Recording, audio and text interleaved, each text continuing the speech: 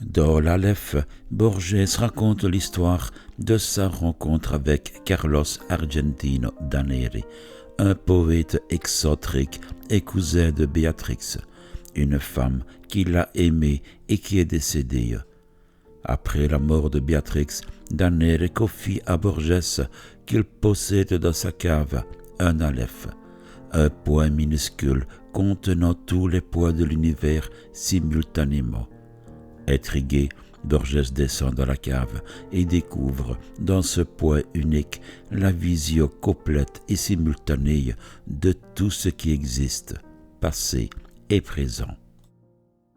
L'Aleph symbolise l'infini et la totalité du monde. À travers ce point, Borges explore la possibilité de percevoir l'univers dans son intégralité, révélant l'ampleur et la complexité de la réalité. Cette expérience extraordinaire confronte le narrateur à l'immensité et à l'ineffable, tout en montrant les possibilités de tout saisir ou de tout représenter par les mots.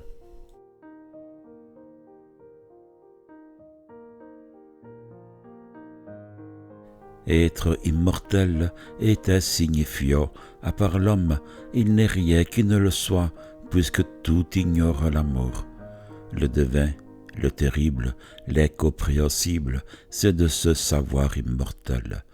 J'ai noté que, malgré les religions, pareille conviction est extrêmement rare.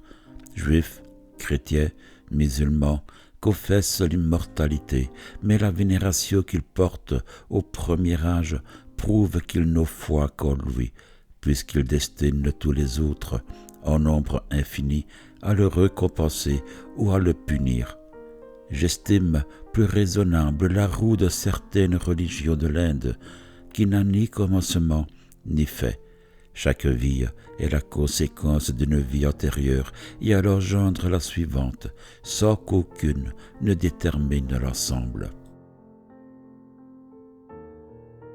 La nouvelle mêle réalisme et fantastique, alternant description précise du quotidien et vision surnaturelle. Elle interroge également la mémoire et la nostalgie.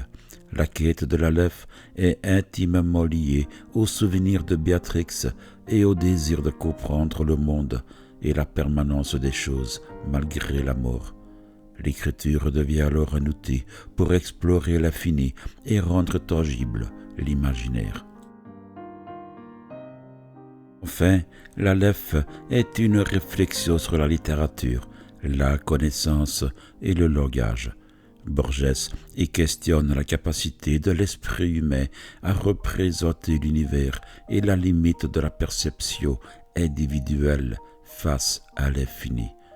La nouvelle laisse le lecteur à la fois fasciné et troublé, confronté à l'énigme de la totalité et de l'éternité contenue dans un seul point.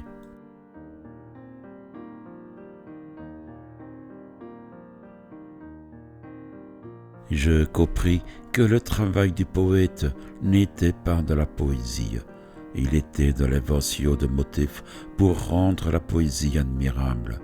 Naturellement, ce travail ultérieur modifiait l'œuvre pour lui, mais non pour d'autres. Le recueil L'Aleph rassemble plusieurs nouvelles explorant les thèmes du temps, de l'infini, du destin et de la mémoire.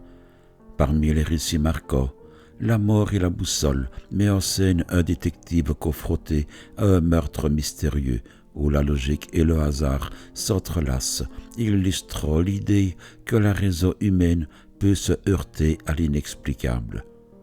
Dans la demeure d'Astério, Borges revisite le mythe du Minotaure, donnant une perspective introspective au monstre et questionnant la solitude, le destin et la perception de la réalité.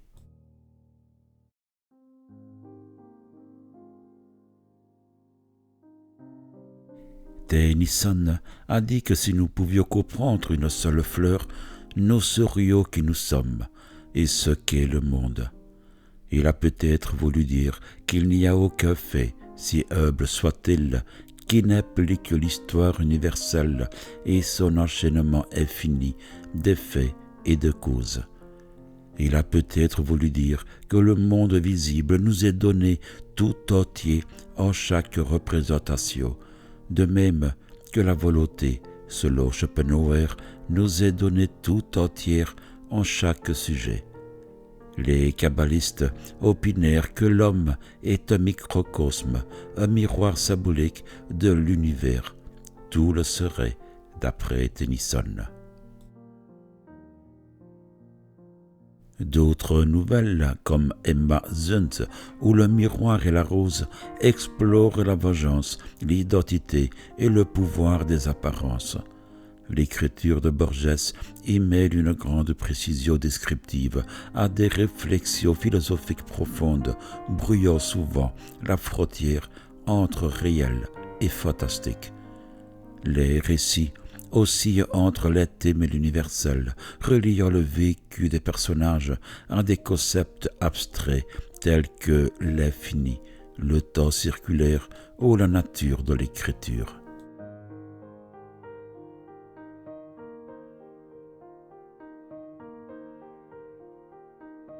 Avec le temps, la notion même d'une sentence divine me parut puérile et blasphématoire. Un Dieu, pensai-je, ne doit dire qu'un seul mot et qui renferme la plénitude. Aucune parole articulée par lui ne peut être inférieure à l'univers ou moins complète que la somme du temps.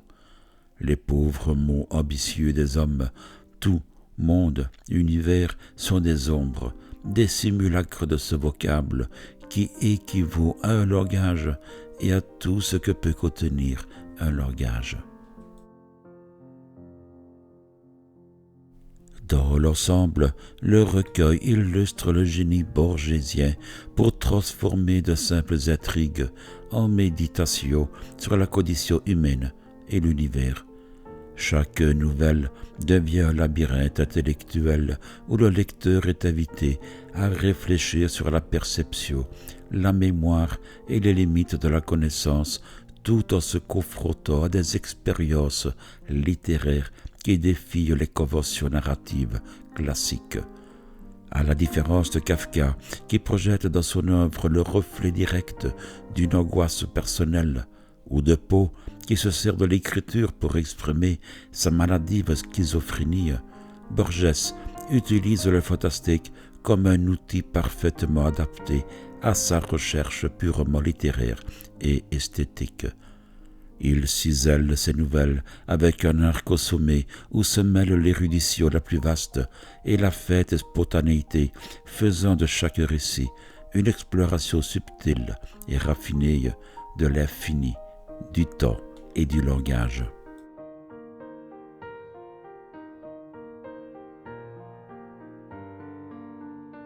Homère composa l'Odyssée aussitôt accordé un délai infini avec des circonstances et des changements infinis. L'impossible était de ne pas composer au moins une fois l'Odyssée. Personne n'est quelqu'un. Un seul homme immortel est tous les hommes. Je suis Dieu, je suis héros, je suis philosophe, je suis démon et je suis le monde, ce qui est une manière fatigante de dire que je ne suis pas.